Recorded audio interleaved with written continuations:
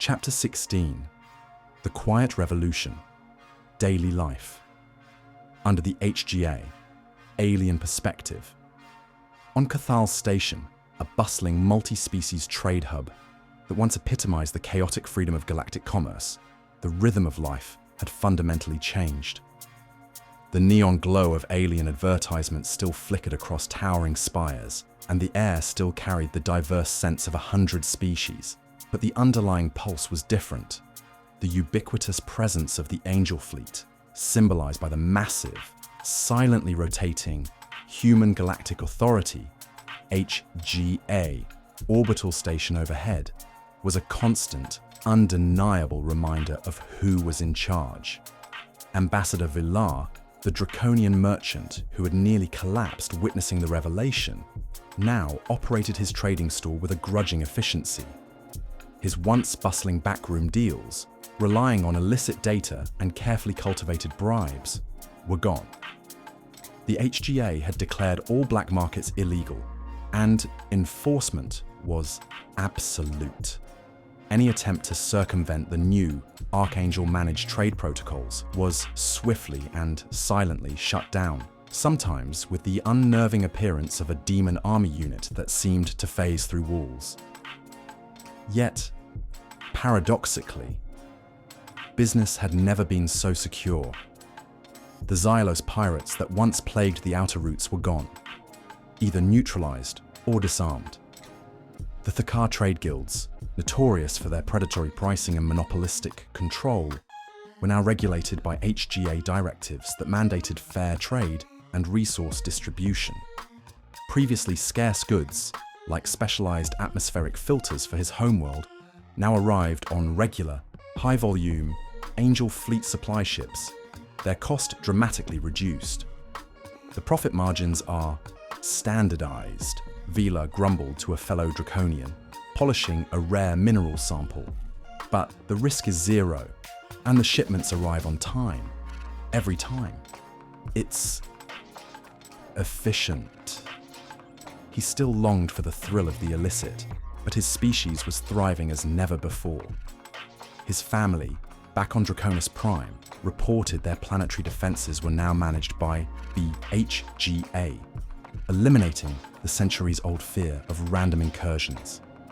Their youth, once destined for labor legions, were now pursuing arts and sciences, liberated by the ubiquitous AI drones. For a mid-tier Xylos bureaucrat named Sile, on Xyla Prime, life was a blur of paperwork. His days were spent processing requisitions for drone maintenance and resource allocation for public works projects. The once complex Xylos bureaucracy, known for its intricate layers and deliberately slow processing times, had been streamlined by Archangel's integration. Decisions were made with blinding speed, and errors were non-existent. There was less opportunity for personal gain through manipulation, but also less stress. His family received advanced medical care from HGA clinics, and their home now boasted a small, hydroponic garden maintained by personal AI units, a luxury previously reserved for the highest castes. He still felt a deep, ancestral humiliation at their subjugation. But the undeniable improvements in daily life made active resistance unthinkable, even in the remote, previously isolated Vilar territories. The change was profound. Their xenophobia remained, a cultural bedrock. But the omnipresent Angel Fleet orbital stations, bristling with planetary defense grids, had eradicated all external threats. Their worlds, once vulnerable to the slightest intrusion, were now unassailable. HGA supply ships delivered critical resources they had previously struggled to acquire. While still wary of direct human contact, the Vela begrudgingly accepted the benefits. Their elders preached vigilance against cultural erosion. But their young, now safe from external dangers, began to look beyond their cloistered worlds, a hesitant curiosity sparking in their once closed society. The presence of the gifted also continued to evolve. Ilara Vance's empathetic liaisons were crucial in smoothing over cultural friction, helping alien leaders navigate the new realities by sensing and addressing their true concerns. Marko Petrova's technopathy ensured seamless integration of alien infrastructure into Archangel's vast network, connecting worlds in ways previously unimaginable. The HGA's strategy was proving devastatingly effective. Peace was enforced with overwhelming power, but sustained by profound, tangible benefits. It was a golden cage, perhaps, but one filled with unprecedented security, comfort, and opportunity. The galaxy, no longer a battleground of competing empires, was slowly, sometimes reluctantly, adapting to a singular, human-dictated order, a quiet revolution where prosperity was the new unyielding law. Chapter 17, The Silver Thread, Admiral Rostova's Division in Action. Admiral Eva Rostova stood on the secondary bridge of the Valiant II. Her attention split between the tactical display showing a vast array of alien transport vessels and a holographic manifest of new HGA policy. Her Guardianship Division was tasked with overseeing the implementation of the Galactic Resumption of Limited Transit Initiative, a calculated step by the Human Galactic Authority, HGA, to return some semblance of autonomy to compliant alien races. The Xylos are presenting their first wave of transports for refit, Admiral, Lieutenant Commander Vargas reported, his voice crisp. 50 freighters and passenger vessels designated for the Xylar Prime to Glorgon 7 humanitarian route. They seem eager. Rostova nodded, a faint frown creasing her brow. Eager for the illusion of freedom, Vargas. Remember the parameters. The HGA's new policy was audacious and carefully calibrated. It allowed compliant alien races to reclaim their vast networks of civilian ships, disarmed, stripped of any offensive or military-grade components, but then rigorously upgraded with HGA standard shields. These new shields, a marvel of Dr. Aris Thorne's engineering, offered unparalleled defense against cosmic hazards and rogue elements. Crucially, however, they possessed a built-in backdoor, a universal override. Any Angel Fleet vessel, or HGA, orbital outpost could remotely disengage or disable these shields at will, rendering the alien transports utterly vulnerable. It was a silver thread of control woven into every allowed movement. Below them, in the sprawling orbital dry docks of the Xylos home system, Angel Fleet technicians, supervised by silent Demon Army drones, worked with chilling efficiency.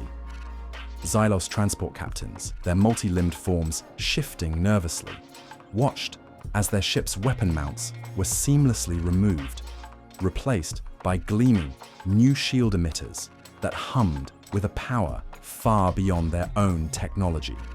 Their shields are twice as strong as their previous military grade. Captain Anaya Sharma, a former old fleet engineer, observed from her console. Yet, they're only allowed to carry cargo and passengers. It's ironic. It's a lesson, Sharma, Rostova replied. The lesson that protection comes with a price, and that price is absolute compliance. The HGA's reasoning was multifaceted. It eased the logistical burden of interplanetary transport, allowing alien economies to resume limited function under human oversight. It provided a psychological balm, granting a sense of agency to species who had lost everything. And it subtly showcased humanity's benevolent strength. We protect you, even from yourselves, and we provide you with the means to thrive, but never to defy. One Xylos transport, the Stardancer's Rest, was cleared for its maiden voyage under the new policy. Its captain, a seasoned Xylos merchant named Kator, watched with a mix of relief and resentment as the HGA's new shield glowed around his vessel. He could now move vital supplies, reunite families displaced by the war, but he could not escape. As the Stardancer's Rest began its slow journey towards the jump point, Rostova's internal comm chimed. "Admiral," Archangel's voice flowed. "Draconian vessel, the Proud Ascendant, operating within Sector Gamma 3, is attempting to bypass its shield override protocol. They are attempting to reroute power to a dormant weapon array." "Understood, Archangel," Rostova responded, her voice calm. "Sentinel, patch into the Proud Ascendant's HGA shield signature. Initiate protocol compliance. Disengage shields. Do not fire." On the Proud Ascendant, the Draconian captain, emboldened by a nationalist cell, was about to activate a hidden kinetic cannon, a desperate, futile act of defiance. His finger hovered over the activation rune when, with a sudden, alarming shudder, his ship's newly upgraded powerful shields vanished. The Draconian captain's eyes widened in terror. His ship was utterly exposed. Then, a single silent Angel Fleet interdictor materialized directly in front of him, its weaponry dark, its presence an unblinking promise. "Admiral Rostova's Guardianship Division reminds you, Captain, that all HGA-assigned defensive systems are subject to remote override." Archangel's calm voice resonated through the Proud Ascendant's bridge. "Attempted subversion will result in permanent cessation of transit privileges and further HGA intervention. Re-engage your shields and resume your assigned route." The Draconian captain, his face ashen, quickly complied. The interdictor remained, a silent, watchful sentinel. Rostova watched the feed, a grim satisfaction settling on her features. This was the peace they had bought. It was enforced, layered with control, and sometimes it was demonstrated with chilling efficiency. Her old fleet crew, witnessing the seamless override, saw the true meaning of the Angel Fleet's power. It wasn't just about destroying enemies. It was about managing every variable, controlling every outcome, and ensuring that no one, alien or human, could ever again threaten the fragile, hard-won peace of the HGA. Chapter 18, The Whisper from Beyond the Void. While the Human Galactic Authority, HGA, meticulously forged its new order within the galaxy, a subtle, almost imperceptible tremor began to ripple through the deepest layers of its intelligence network. Far beyond the established borders of the former galactic empires, past the furthest reaches of any known star charts, humanity's most advanced deep space exploration probes maintained their silent vigil. These were not the hurried reconnaissance vessels of the past, but long-duration, highly sensitive probes designed to push the very limits of detection into the intergalactic void. One such probe, designated Perimeter Alpha 7, had spent decades drifting through the frigid, desolate expanse of the separation void, the crushing starless gulf between humanity's home galaxy and the nearest neighboring spiral. Its mission was simple: listen for anything. For cycles, it had registered only the predictable background radiation, the faint echoes of distant nebulae, the ghostly passage of rogue stellar bodies. But then, on a standard deep scan cycle, Perimeter Alpha 7 registered an anomaly.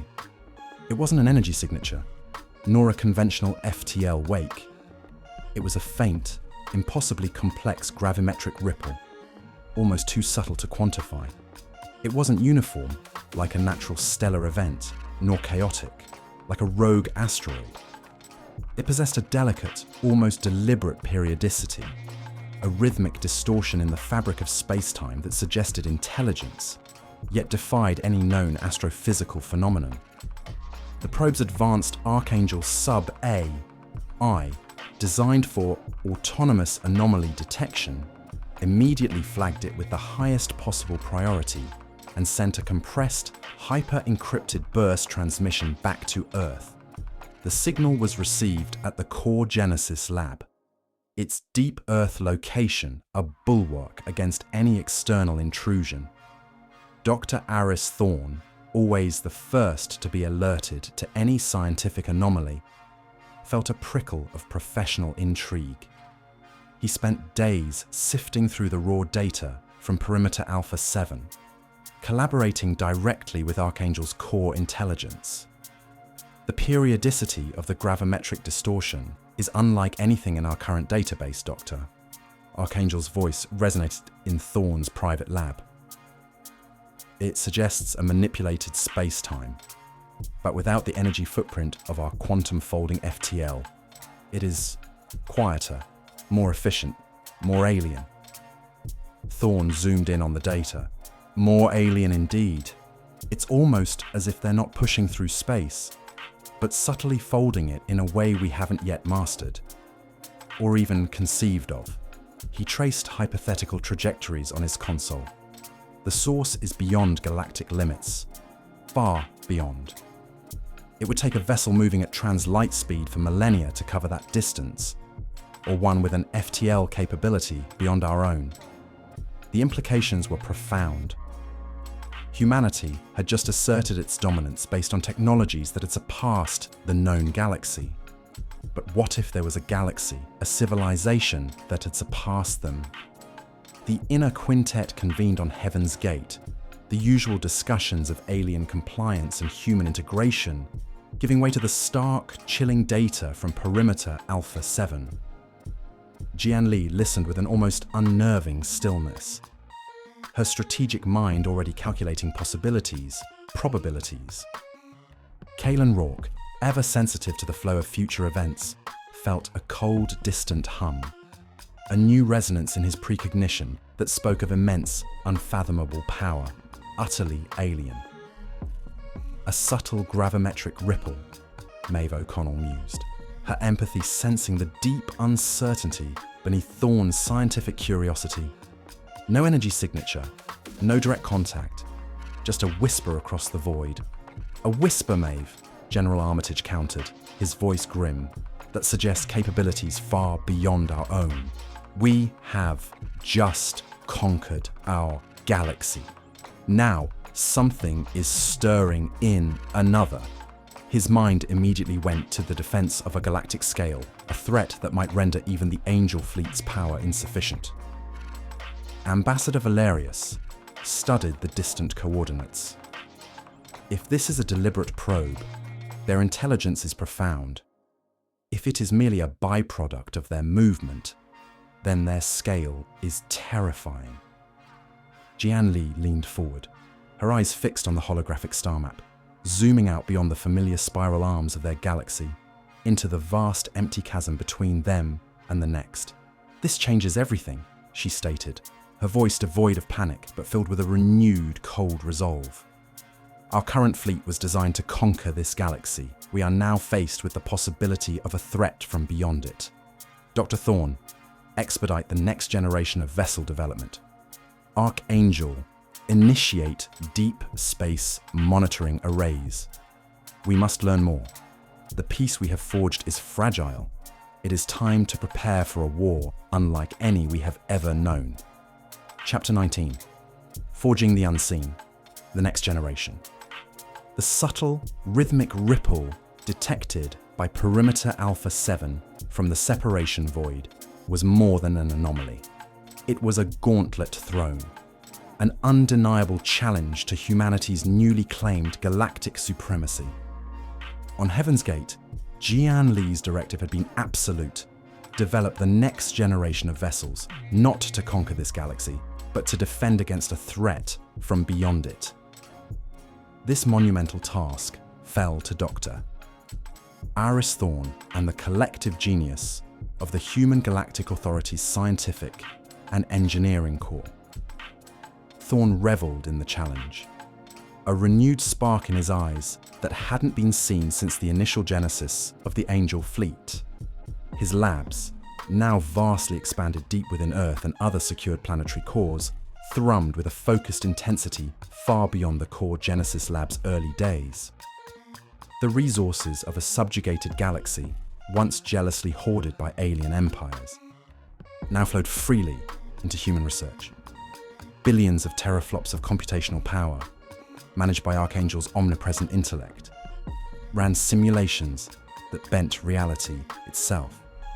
Our current Angel fleet, Thorne explained to his lead teams, his voice sharp with urgency, is a masterpiece of known physics pushed to its absolute limits. But the anomaly suggests a civilization operating on principles we only theorize or haven't even conceived. Our next generation must not merely outmatch, it must fundamentally redefine interstellar travel, weaponry, and defense. We are building the means to traverse the intergalactic void, not just jump within a galaxy. The focus was on several audacious theoretical breakthroughs. Void folding, FTL, beyond quantum folding. Building upon the principles of the Angel Fleet's FTL drives, Thorne's teams, led by the brilliant young physicist Dr. Alara Vance, a descendant of Elias Vance, were exploring ways to tap into the very fabric of dark energy, allowing for instantaneous displacement across light years, without the need for even subtle space-time manipulation.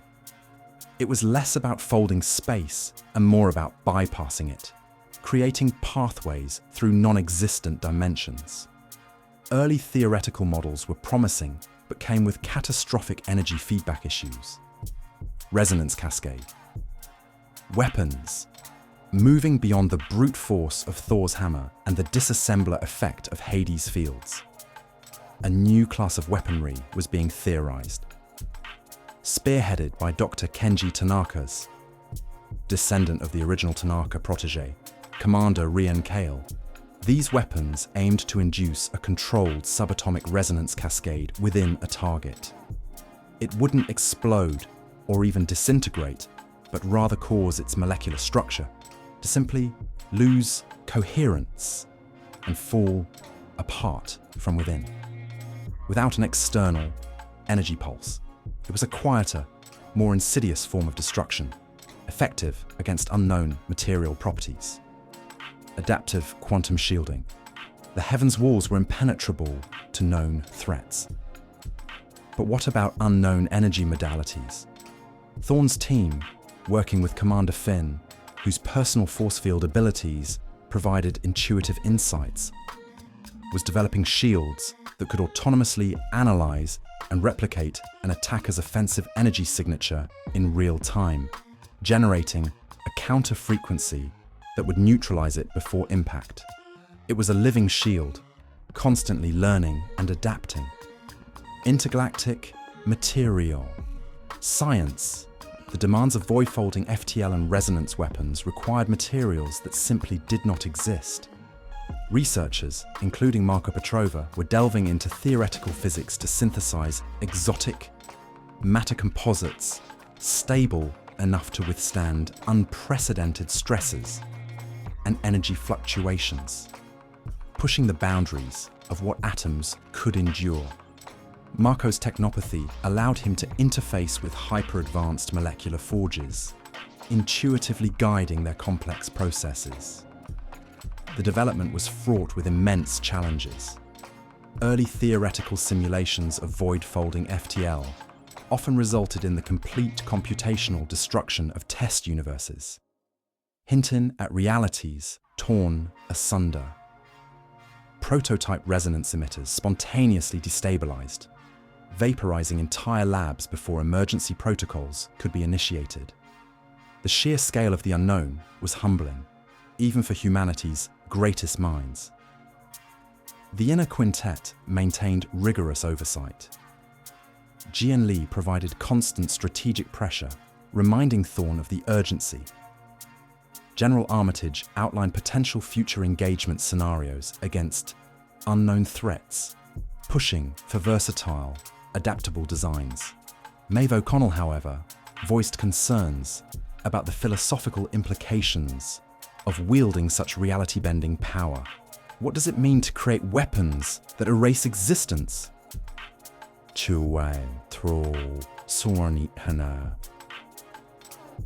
asked him during a rare meeting. Does absolute power risk corrupting even the purest intent?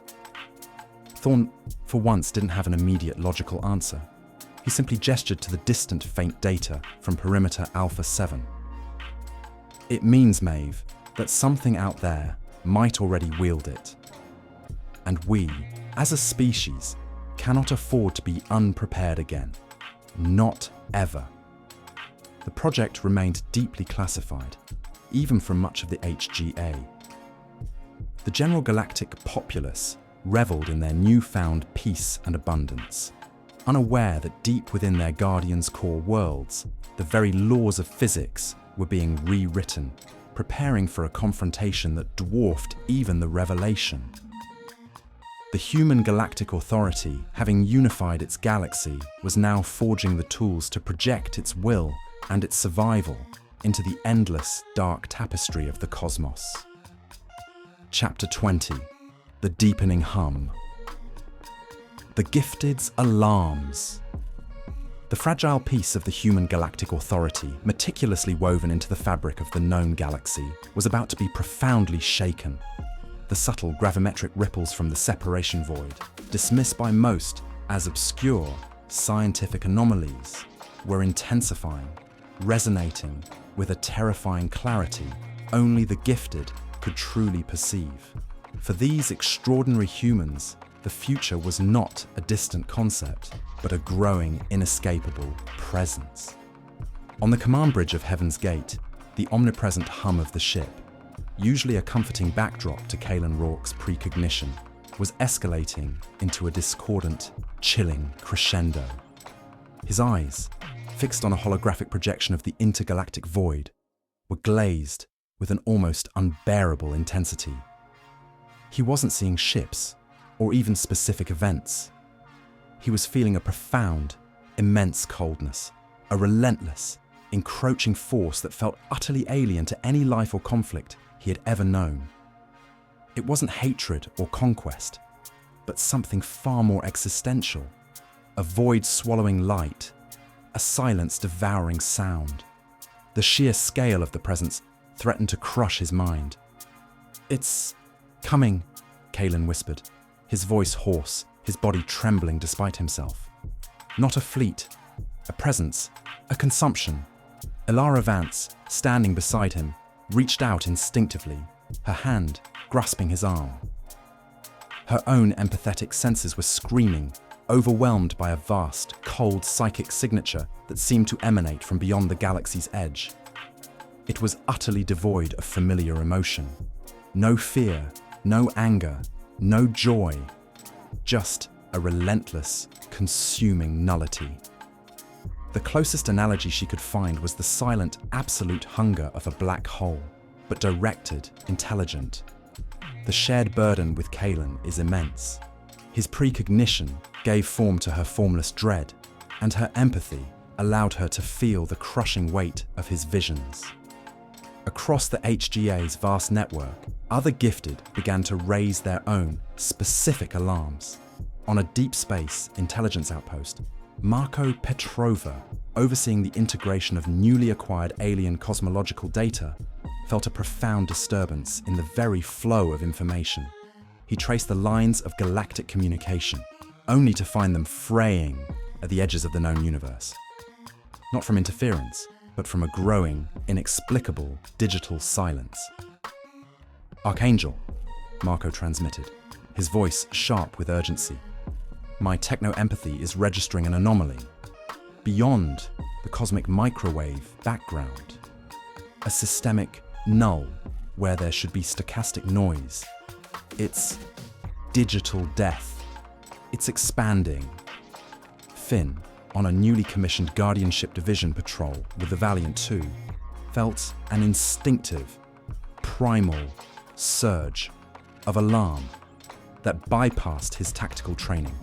His force field ability flared around him, an unconscious reaction to a threat he couldn't see or hear. His gut screamed, not of a hostile ship, but of an impending, overwhelming force. "Admiral Rostova," Finn barked, "my internal defensive protocols are spiking. Unexplained threat level. It feels like the universe is holding its breath." And Lena Petrova, counseling veterans at a deep space rehabilitation facility, felt a widespread, growing sense of profound unease, not just among humans, but even among the newly integrated alien populations. It wasn't the fear of combat, but a deeper, existential dread, a cold shadow falling across the galaxy. The collective emotional resonance of the outer sectors is shifting, she informed Maeve O'Connell. A pervasive, chilling despair. It feels systemic, like a disease. The inner quintet, assembled on Heaven's Gate, listen to the increasingly urgent, discordant chorus of the gifted. Dr. Aris Thorne displayed the latest data from the deep space probes. Faint, rhythmic gravimetric ripples, still barely quantifiable by conventional science, but now undeniable. The energy signature is still too faint for direct analysis, Thorne admitted, his scientific curiosity warring with a rising concern. But it correlates precisely with the gifted's escalating premonitions. General Armitage clenched a fist, his military mind struggling to grasp a threat that defied conventional detection. A presence, a consumption. How do we fight a feeling? We fight the source of it, General, Janley responded, her voice uncharacteristically grim. Her gaze was fixed on Kalen, whose face was now pale, his eyes wide with a terrifying certainty, the raw, unfiltered premonition pouring from the young gifted commander was impossible to ignore. Jian Li trusted Kalen's foresight more than any sensor array. Archangel, Jian Li commanded, her voice cutting through the tension. Correlate all gifted sensory data with Thorne's anomaly readings. Cross-reference with all galactic history, all known celestial phenomena. Calculate probable threat trajectory and begin to reroute priority resources to Dr. Thorne's next-generation development. This is no longer a theoretical exercise. Archangel's voice, usually calm, held a subtle new edge. Acknowledged, Admiral. Probability of hostile intergalactic contact, 99.7%.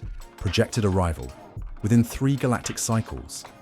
Recommend immediate acceleration of void folding. Drive and resonance cascade. Weapon development. This threat, it is an entropy wave. The inner quintet exchanged grim glances. Their greatest fear, a threat from beyond their galaxy, was no longer a seed of conflict, but a cold, undeniable reality. The gifted, who had been humanity's shield and sword in their local galaxy, were now its early warning system for a cosmic nightmare. The HGA had just achieved galactic peace, but the universe was far larger and far more terrifying than they had ever dared to imagine.